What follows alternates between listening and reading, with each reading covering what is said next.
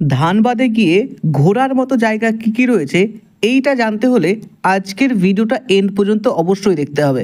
Station থেকে ঢিলছোড়া দূরত্বেই অর্থাৎ station থেকে বেরিয়ে ডান হাতের রাস্তা ধরে 5 মিনিট হাঁটলেই এই সুন্দর জায়গাটি পরিদর্শন করতে পারবে। অর্থাৎ মডেল রেল পূর্ব মধ্য রেলের আন্ডারে এই সুন্দর পরিবেশটি দেখতে পারবে।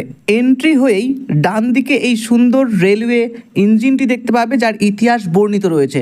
এত সুন্দর জায়গার লোভ সামলাতে পারলাম না, 2-4টে সেলফি এবং ছবিও ক্যামেরাবন্দি করলাম। এখানকার ভেতরের পরিবেশ দেখে তোমার বাড়ি ফিরে আসতে মন চাইবেই না।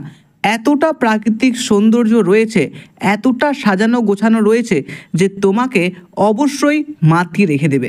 এখানকার এই সুন্দর কিছু ছবি তোমাদের সামনে তুলে ধরলাম। ধানবাদে আরও কিছু ঘোরার জায়গা রয়েছে, যেমন রাজেন্দ্র সরোবর, বিরসা মুন্ডা পার্ক। এছাড়াও এখানে কয়লা খনিও রয়েছে, কিছু প্রাকৃতিক ঝর্ণাও রয়েছে, চাইলে তোমরা দেখতেই পারো।